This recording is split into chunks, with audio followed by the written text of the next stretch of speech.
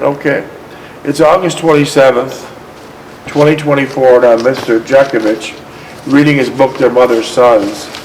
And at this time, this is the second reading of today, and we're on page 462. The war, for most argument's sake, is over, and Mr. Jeckovich is taking a leave trip to Paris. He's going to look for Renee.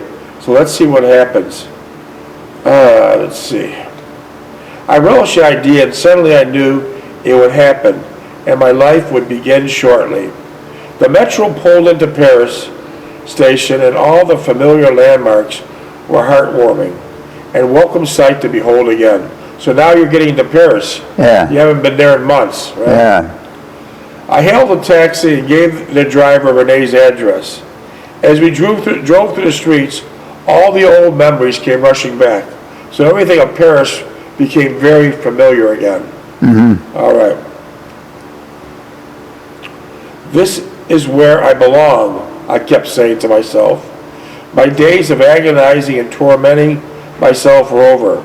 Everything seemed perfectly clear. Renee and I would make a life here. Did you speak French? No. Would you have been able to? I could pick it up. Well, I picked up more as we were along. Yeah. Would you have been able to get a job in Paris? No. Okay. The taxi pulled up to the familiar house with its oaken doors, and I gleefully jumped out and paid the driver and bounded up for the front door. I grasped the huge brass knocker. How big was this brass knocker? Well, Just show me with your hands. Like this. about as big as that book. Okay. I grasped the huge brass knocker.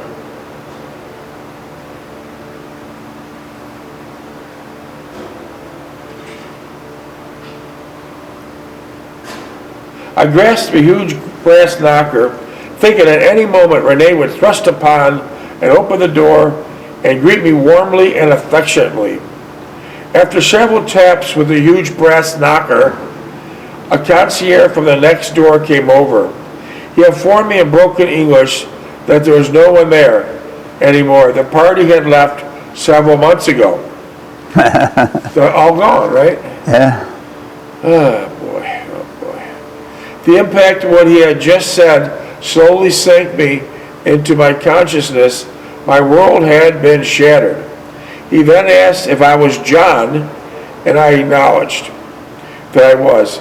He departed, returned shortly, and handed me a sealed envelope. On the front of the envelope was one word, almost printed. What's the word? It was one word, almost printed.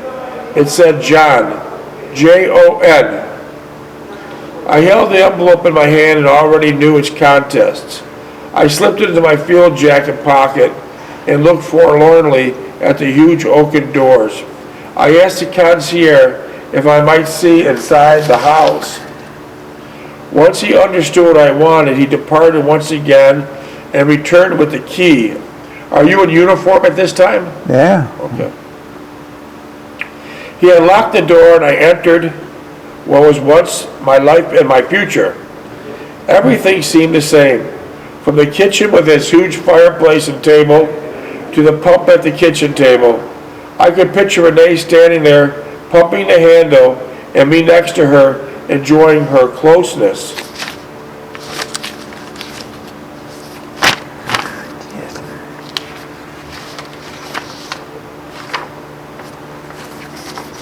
I went into the parlor, and its majesty still overwhelmed me. All the familiar pictures were gone, but the furniture remained. I turned toward the cold fireplace, and my eyes focused on a bench Renee and I sat on, discussing many things. I felt a deep emptiness, as some of me would remain forever here, in this room, entombed in this reverent sanctity. Upstairs in the studio was completely empty. All the patrons and portraits gone. The easels and high stools gone.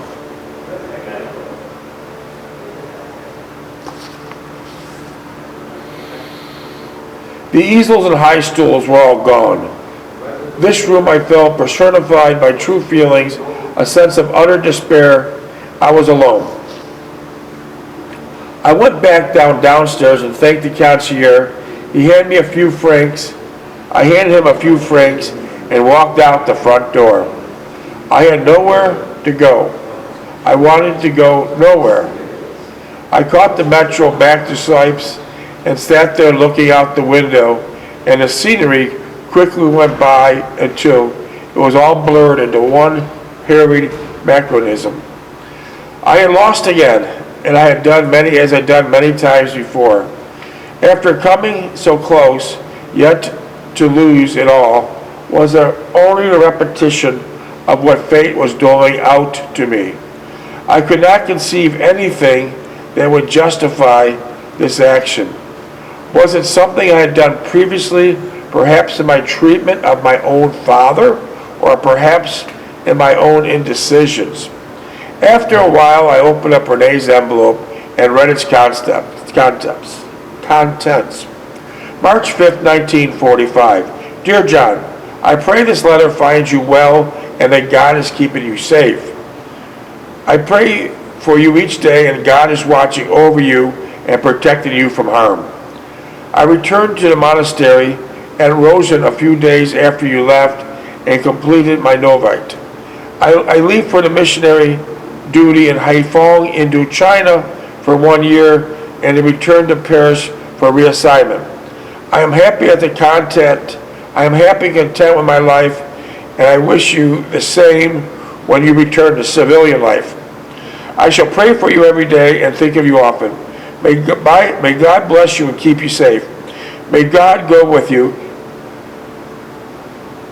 May God go with you, Sister Monique. So this was the last letter you heard from her? Yeah. And then what happened to Sister Monique? She went to the missionaries in Vietnam and got killed. Okay. Who do you think killed her? The mercenaries up there.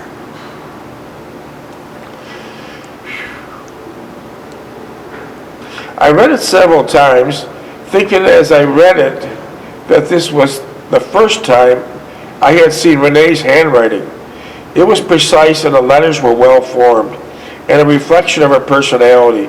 I folded the letter, slipped it in my pack into the envelope, closing the vibrant chapter of my life.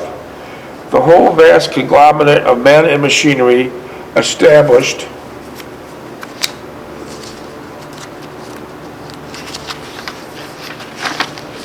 in Europe for the exact purpose of winning the war had gone and done its job in a magnificent way, and was now in the throes of reversing the whole process and shutting it down and returning back to the States. Old friends and units were broken up, separated with the same determination and intensity as they were brought together to fight the common enemy. It was back to where I had started in the Army, in a strange unit, among unfamiliar faces, in a place I've never been before. It was time to think of home. At the same time, the feelings were brought again. What I realized in Texas, in Kentucky, as a new awakening in myself, soon submerged and obscured into the horrors of war, were once again rekindled. But to what end? I had discarded or rejected too many opportunities for a new life. Like my past life, I left with indecision and doubt forming a nucleus of my future. I had not written to either Jean or Anne since last seeing them, and I imagine they both gave up on me in one way or the other. Strangely, the thought struck me I had written home religiously at least twice a month. The thought came a great revelation. My future was back to where I had come from, and oddly enough, I felt comfortable with that. Those, when you wrote home, were those called V-mails? When you wrote back home? They were there, yeah. V-mail. Were the V-mails highly censored? Oh, yeah. Black spots on them, yeah. About how many V-mails do you have? 50. 60. Sally got rid of them. How do you know that? threw them out. Those have been nice to read right now. Yeah, yeah. Okay. Let's see where the hell I left off. How many minutes? 19? Let's see where the hell I left.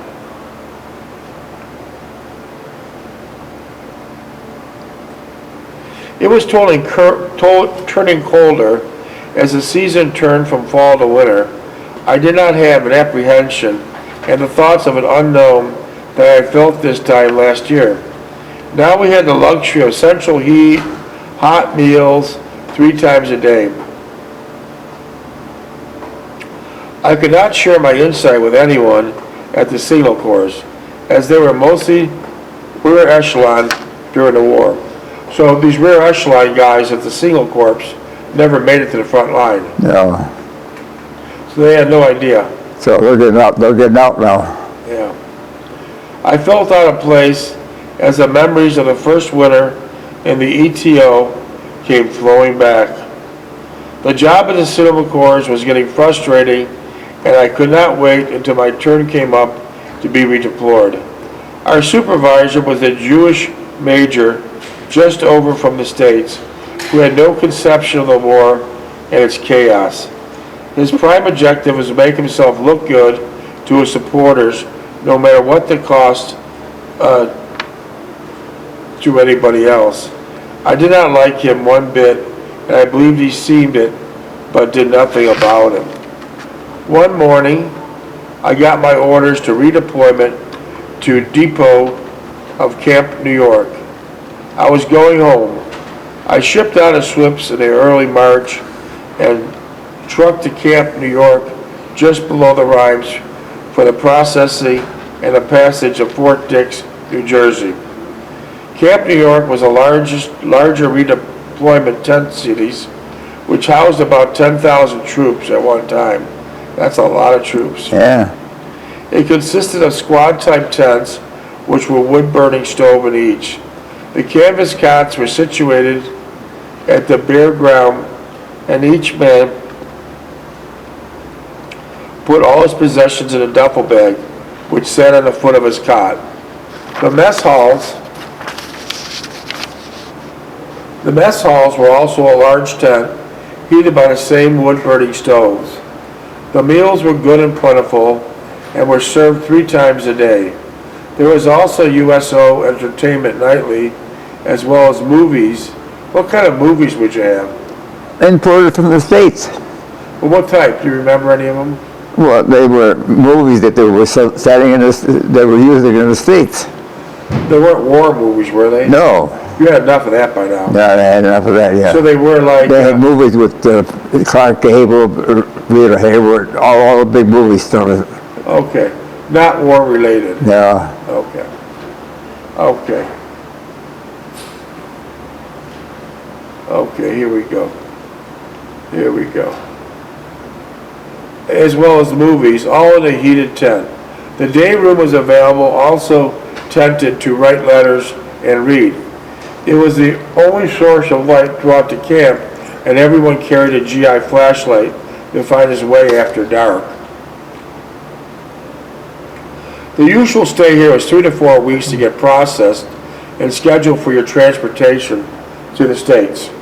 Processing procedure entailed Army records, allotment statements, clothing exchange, and dental and eye examinations. It turned much colder, and I resorted to wearing my overcoat along with my sweater and long johns. The tents at night were brutally cold, even though the stoves were cherry red most of the time. I usually slept with my clothes and field jacket on. Lucky we were issued the newest type sleeping bags. So you can actually go in a sleeping bag now, right? Yeah, yeah. But at the war, you're never allowed Yeah. to use a sleeping bag. Never allowed to use a sleeping bag.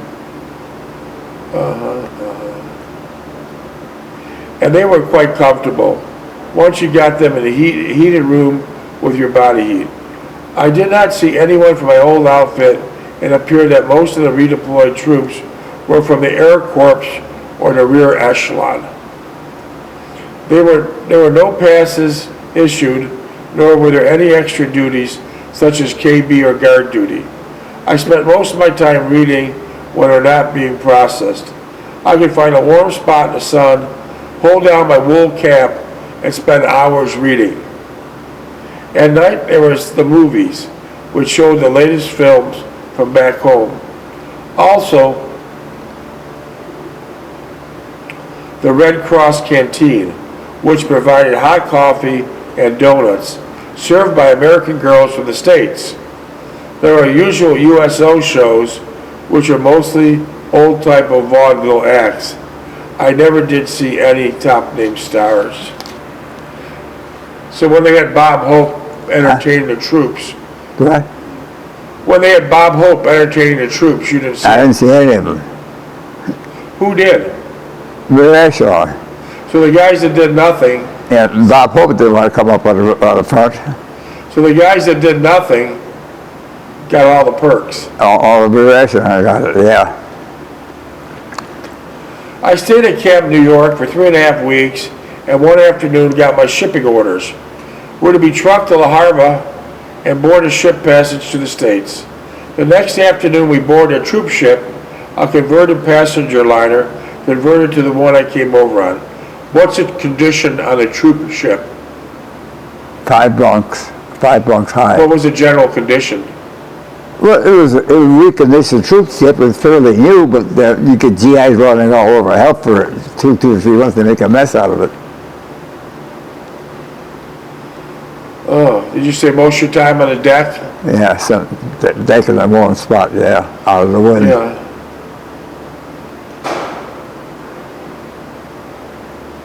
This one was not as crowded as the one I gave birth as I came over on, and I got a berth at the waterline. We set sail the next night. As we got underway, I thought of all I was leaving behind. I felt bad at not writing to Jean, but what was I to say? Goodbye? I will miss you, but goodbye? Never see her again. Yeah. In all probability, she had adjusted to my absence and most likely had completely forgot about me. I had not the thought about it, but perhaps she surmised that I was missing in action or killed. With just as well, she would not have any fond memories. She would have fond memories of our friendship if she so inclined. And Minutes? she'll soon forget that. Maybe, you never know. The troop across the Atlantic was uneventful, except for the fact that the ship was lighted up at night. So when he went over in the troop ship to Wales, it was completely dark. Yeah, And now you're going back to the States and it's fully lit. yeah. Fully lit. Then you see the outline of New York City off the ship. It seems strange. You couldn't figure out what it was. Why? New York City. Why couldn't you figure out what it Well, was? because I was away from there for so long. And everything was in complete darkness where you Yeah, were. And so when you got close to New York City, you see all the beautiful lights, yeah, the tall buildings. yeah. People walking around. Yeah, wow. Civilians. That must have been nice.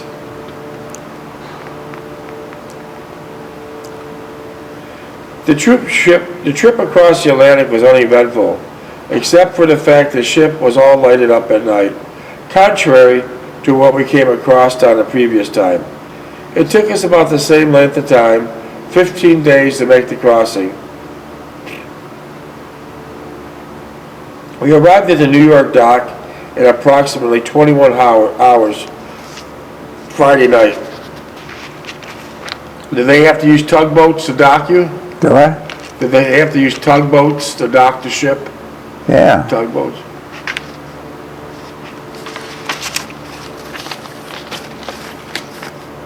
The first thing that caught my attention when we pulled back in the dock area was the abundance of cars traveling near the nearby highway with their headlights blazing away as if they were a welcoming committee. We immediately disembarked and were marched to a mess hall for a steak dinner with ice cream and all the cold milk you wanted to drink. I did not realize how much I missed cold milk until I drank my first glass. It was good to be home. So you like that cold milk? Yeah. Because you never had cold milk in a long Yeah, time. they had milk when it was warm. Oh, warm, yeah. Yeah. Yeah. We stayed 2 days at Fort Dix and received our back pay, mustering out pay. What's mustering out pay? Mustering out. What's mustering out Give pay? you two sets of everything. But what's the mustering out pay? Mustering out pay was your monthly salary. Transportation money, complete uniform, extra clothing, and a new duffel bag. So they gave you everything new. Yeah. On March 22nd, 1946, I separated from the United States Army. I was a civilian, free to lead my own life, and to go where I pleased and do what I wanted to do. The Army taught me self-reliance, and now I would see and learn how to put the training to good use. Going from soldier to civilian was difficult, if not more so than going from civilian to soldier. I would have just the rest of my life to find that out. Somewhere in the bitter cold of the Armdres, in the apparent nearness of death in the Battle of Bulge, in the clear, sterile atmosphere of the Army hospital, and finally the constant anxiety of patrols on the malls and the Rhine Rivers, I had come to grips with my destiny. It was not until the quiet periods of swoops that I came to realize my future lay with my beginnings, no matter how terrible they may have been. All the soul searching for answers and directions in Owensboro and again in Haverford West were to no avail. I knew that I had to do the right from the start, but everything got clouded up with my emotional immaturity and the discovery that I was a person with likes and dislikes.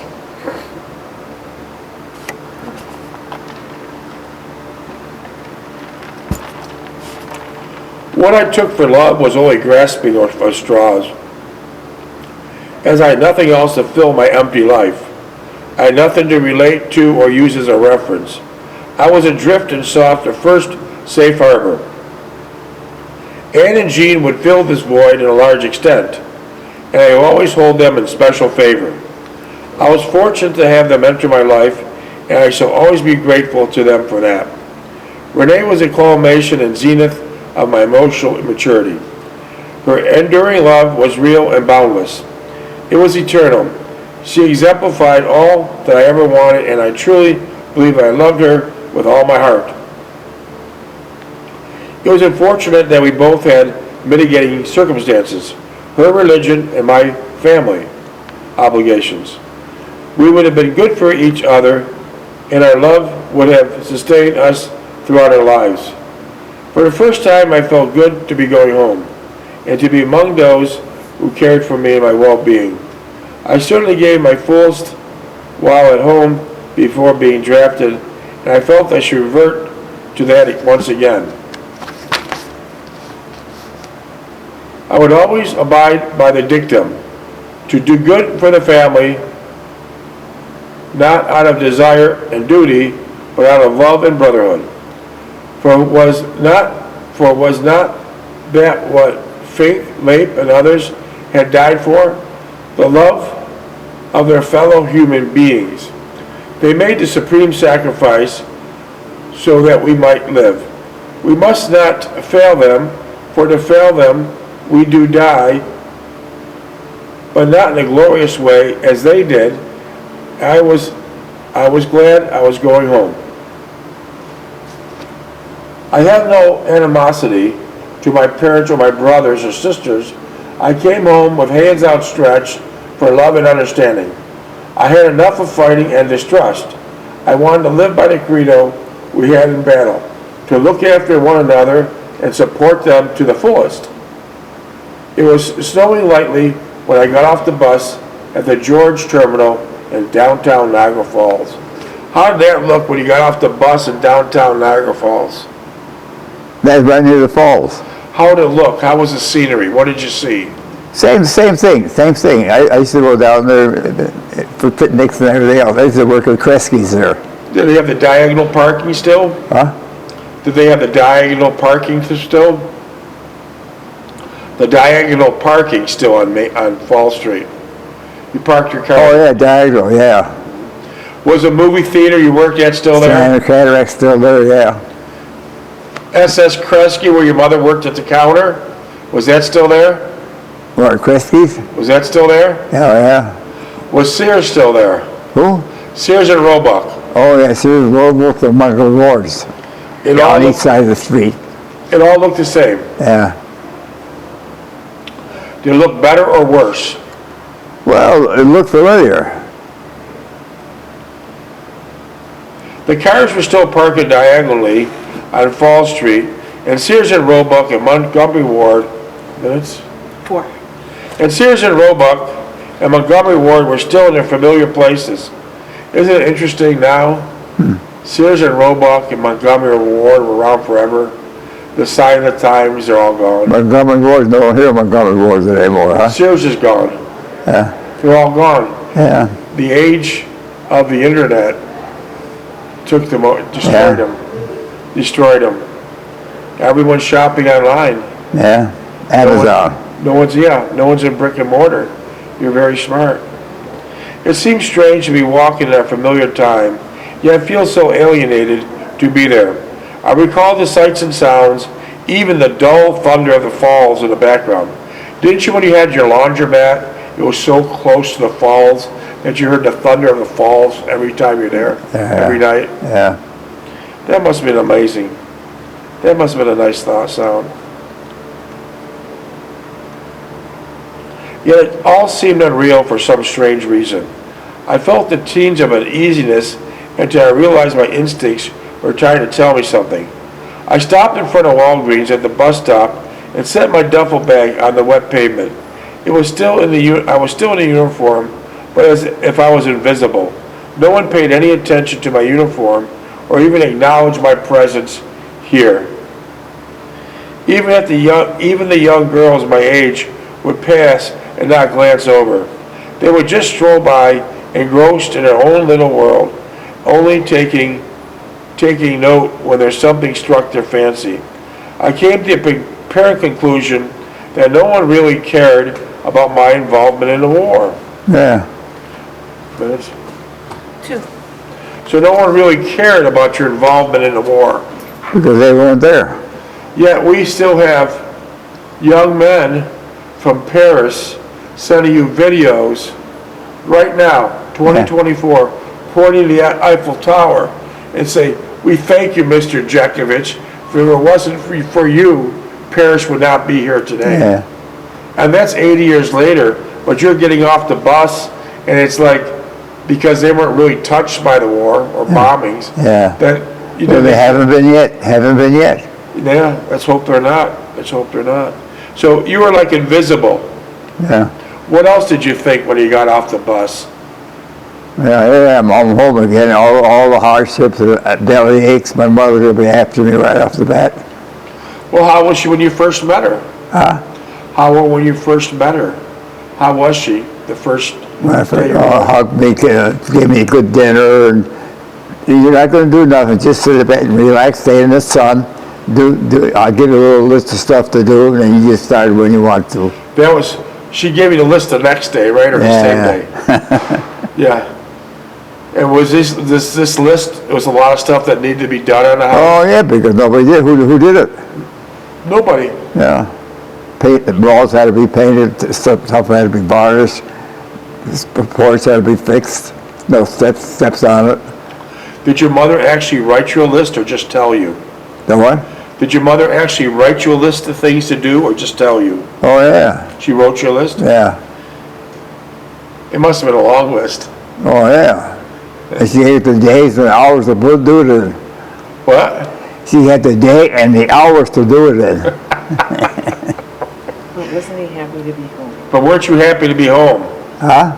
But weren't you happy to be home? I said, Christ, I don't know if I was better off the other place. You're just making a joke, right? Huh? You're just making a joke, right? Well, Oh, are you serious? Well, where I was, I could have got killed. Yeah, I know, you were on the front line.